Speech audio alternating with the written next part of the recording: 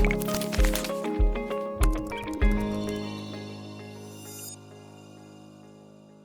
everyone, Luke Cook from SSW TV here, and I have with me Matt Goldman, our .NET MAUI expert.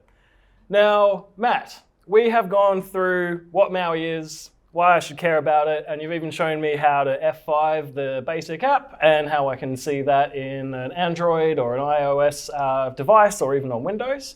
So the very first thing I want to do when I spin up one of these projects is start modifying stuff to see how it works on screen, right? Of course. Yep.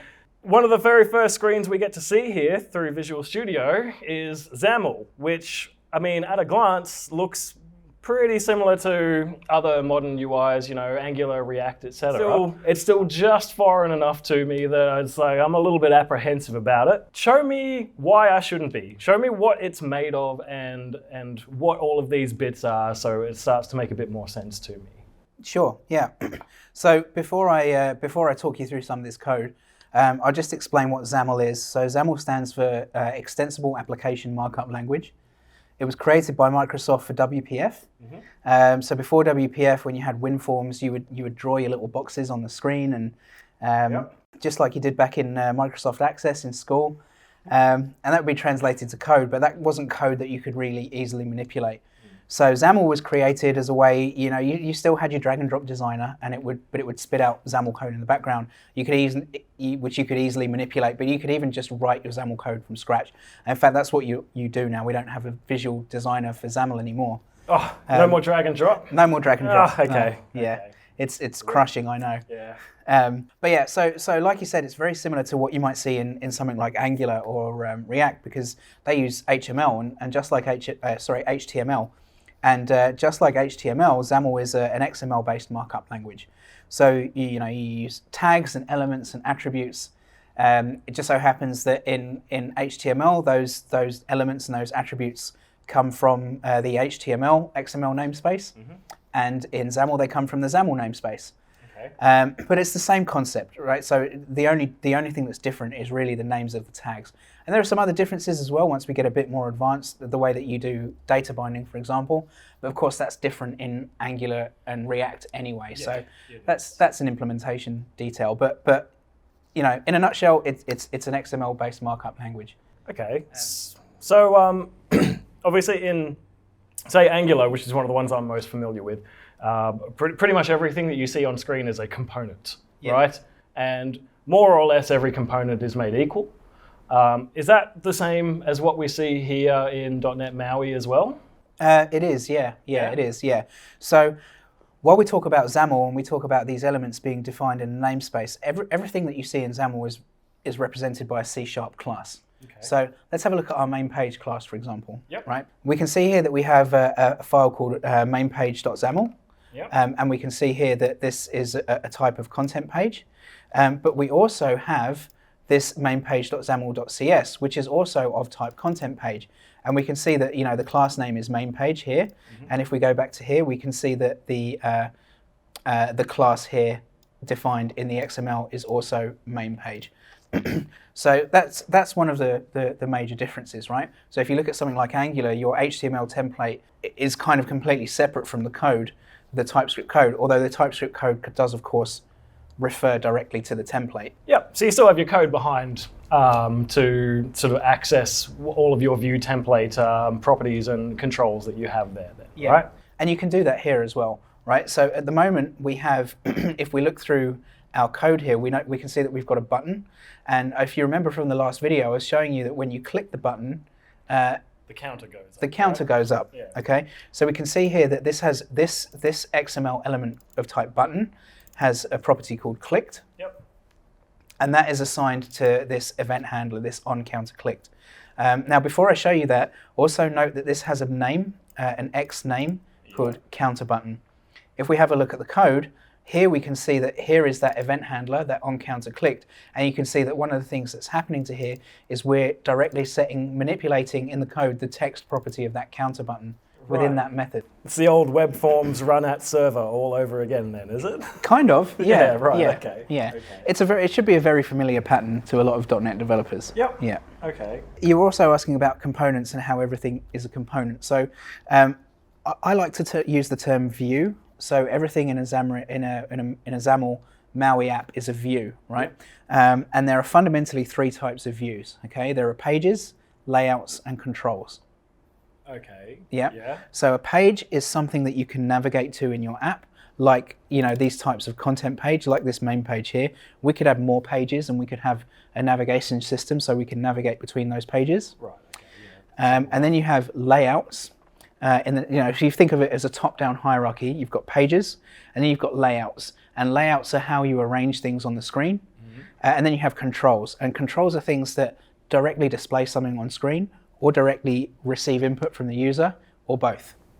So things like looking at what we've got here, so we've got a content page as the root element in this XML document. That has a property called content. Okay. Now content can be assigned something that is of type view. View is a base class, and all of the controls and layouts in .NET MAUI inherit that. So you could assign any kind of view to this, but obviously what you want to do with a page is assign a layout so that you can have more than one thing laid out on the screen. Yeah, so layouts can have multiple children. So if you look here, vertical stack layout is a layout.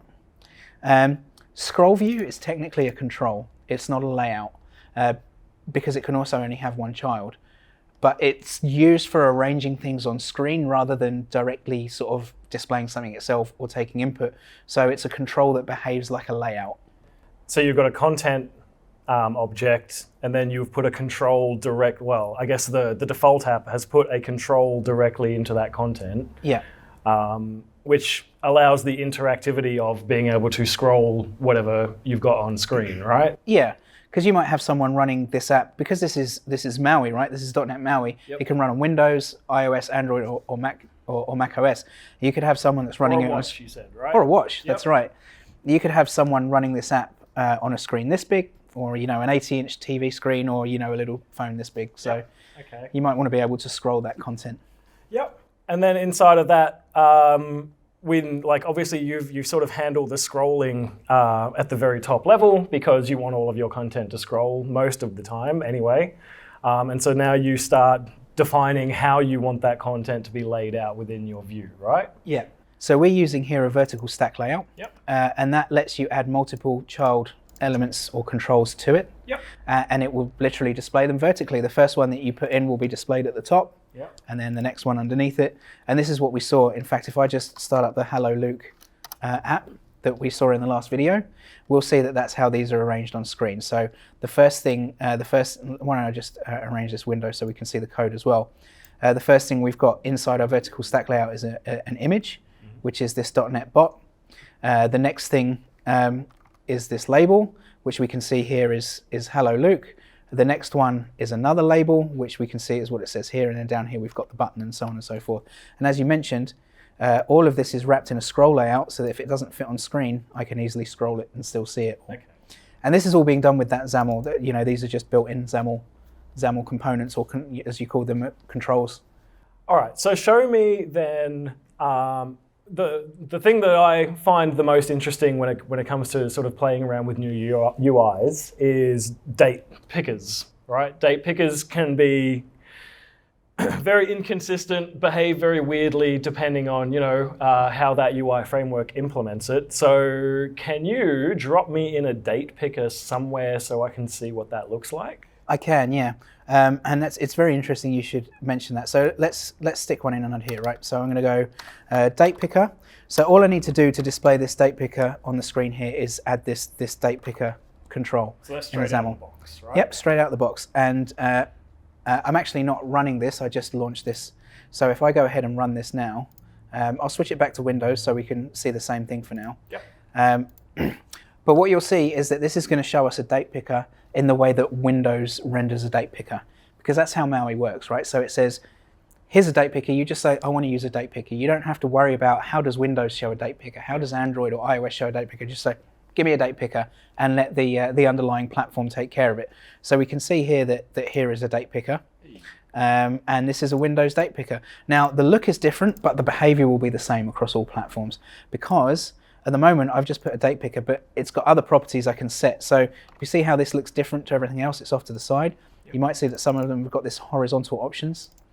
So this is from an inherited base class that they all use. This isn't on the date picker directly, but I can use it here as well. So I'm just going to do that. So I'm going to go horizontal options, center, and I don't know if you spotted it in the XAML previewer there, but right here on screen, right. it's hot reloaded. So it's using DDMMYYYY there, right? So that's just respecting the regional settings of the device that it's on? Of the operating system. Of the operating system. That's right. You can override that, and you can customize that and set it if you want. Yep. Yeah, you can. I think it's got a date format property. But what I want to show you now is, seeing as you asked, is let's have a look at that same thing now running on Android. So I'm going to change the framework here to Android, and just run that now on my Android emulator. And you'll see that we'll get exactly the same app, exactly the same controls.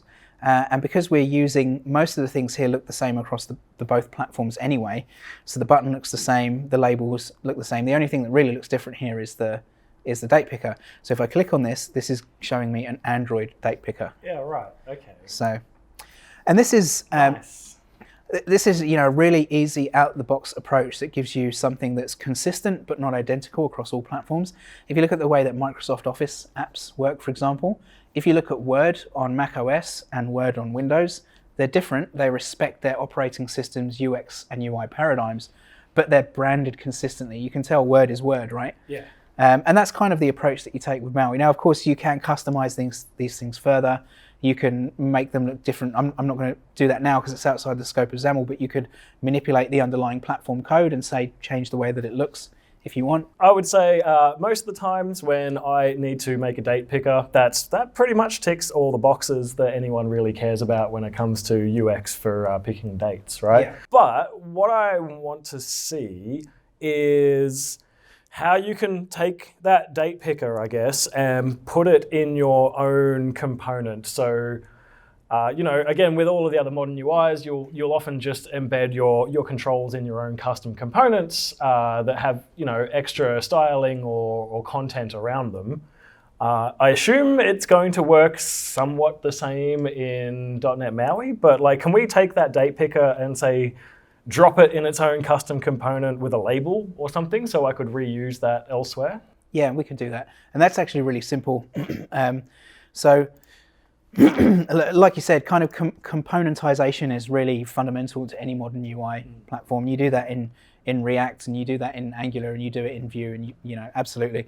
And you can do that in .NET MAUI too. So I'll remove that date picker from there. Yep. What I'll do is you can see that I've got a folder here called controls. So just to clarify in terms of the naming conventions, in .NET MAUI, the term is templated controls, what you would call components. Right. So we'll go and add here. So if I go add new item, now you saw earlier when we looked at the .NET MAUI templates, which I can choose from the list here, we've got content pages in C# and in XAML. You can do all this in C# without writing any XAML. Right. We're just doing the XAML today. But you've also got a content view, okay? So you said you wanted a label? Yeah. So I'm going to call this labeled date picker. Now, do I have one L here or two? One. I'm going to say one. Okay. Labeled date picker. I'm just going to go lowercase p as well. But we're going with one. Okay, we're going to go with one. So you'll see that what this has done is this has generated some XAML for us out the box. But you'll see that the root element here is a content view, not a content page, yeah, right? So this is something that can be dropped into other pages or even other views, other layouts, right? Anything that supports child content of type view or a collection of type view, this can be used in. Now, we've already got a vertical stack layout here out the box, and we've already got a label. So I'm going to keep those as they are, but I'm just going to add the date picker here. And I'm not going to do anything with it. I'll just put in a date picker, and the text I'll put choose a date. Yep. And that's really it, right? Yeah, so we have the date picker underneath that, and then the label above it. Yeah. Yep, sure, okay. So if I go back to this page here, I've already brought in the namespace for controls up here, and I need to declare a name for it. So that's your using statement, essentially, in XAML, is it? Absolutely, Yeah. that's exactly what it is. Yeah, Sure. yeah. So you can have multiple namespaces there. Would you have a services or anything like that? It depends. Maybe not. You can have multiples. Maybe not services. But for example, there's already one here called X, that we're using. What's Yeah. that? Well, this brings in a kind of bunch of base attributes that we would use across everything. So, like for example, you see that this button, it's got a name that's coming from that X namespace. Yeah. XML and S is XML namespace. So we're calling it controls, and that's what we're pulling it from here. I could have another folder here. I could even have another project. So if I was an enterprise app company and I had a bunch of different apps and I wanted consistent look and feel between them, I could create a control library that could have these templated controls or components, and they can be reused across all of them. And it's just a .NET project, right? So you can add it, you can make it a NuGet package, however you want to do it. Okay. Super simple. So drop our control in. Show me. So I'm going to stick it underneath the Hello Luke label here. And if I go controls, and there is our labeled date picker. Oh yeah, okay. So I'm going to run that now. We'll keep it on Android, just for now. And hopefully, once this starts up, you'll see exactly what we saw before. But you'll see that as well as the date picker, there's the label there. And in our page here, all we've done is we've dropped in our templated control there.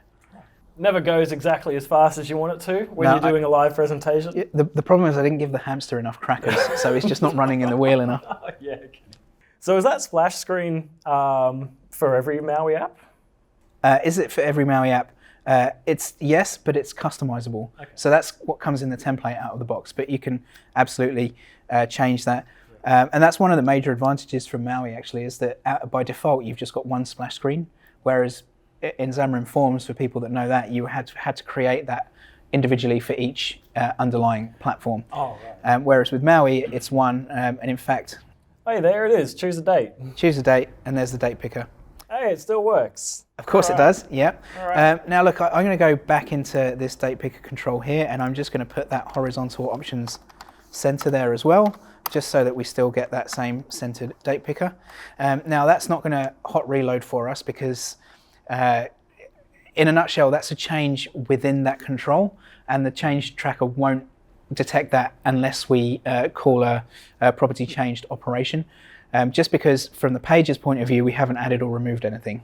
So whenever you're modifying properties like that, you will most likely need to stop and restart it for those changes to be reflected.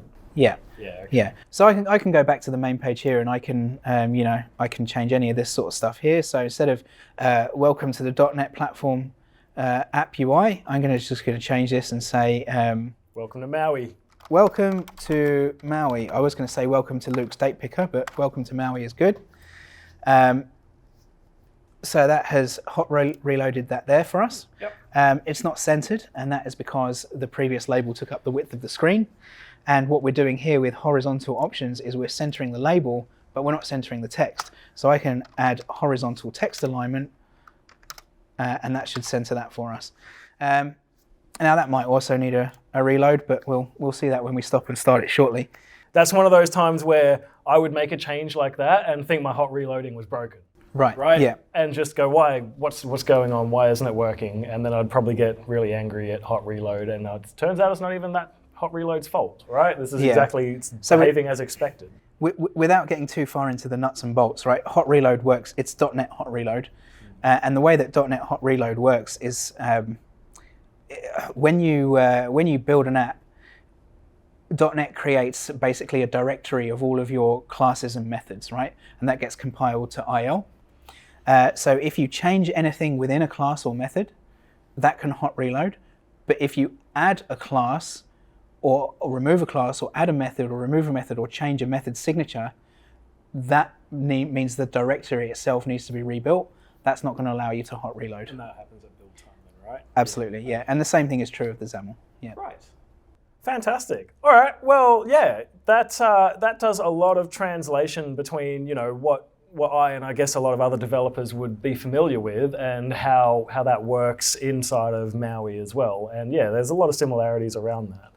I think it's good. I'm looking forward to seeing how we data bind in another video, where we can actually start using some of the controls and get some meaningful info out of them. Yeah, yeah, we'll certainly look at that in another video. But something we may as well look at now quickly is if you look at this labeled date picker. I mean, you know, so far, yes, we've got a templated component, and it's much easier to put this in than saying adding a label and then adding the date picker. But really, there's no advantage really to doing this rather than just having the date picker and the label as well separately. Yeah.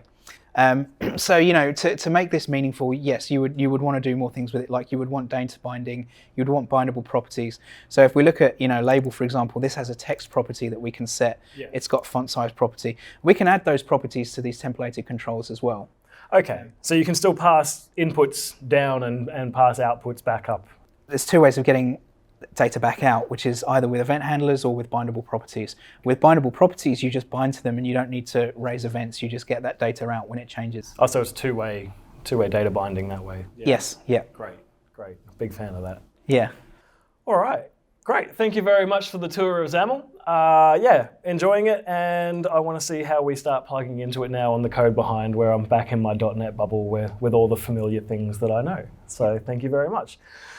This has been Luke Cook and Matt Goldman for SSW TV. I hope you enjoyed that quick tour of XAML, and we will see you in a future video to keep working on it. See you next time.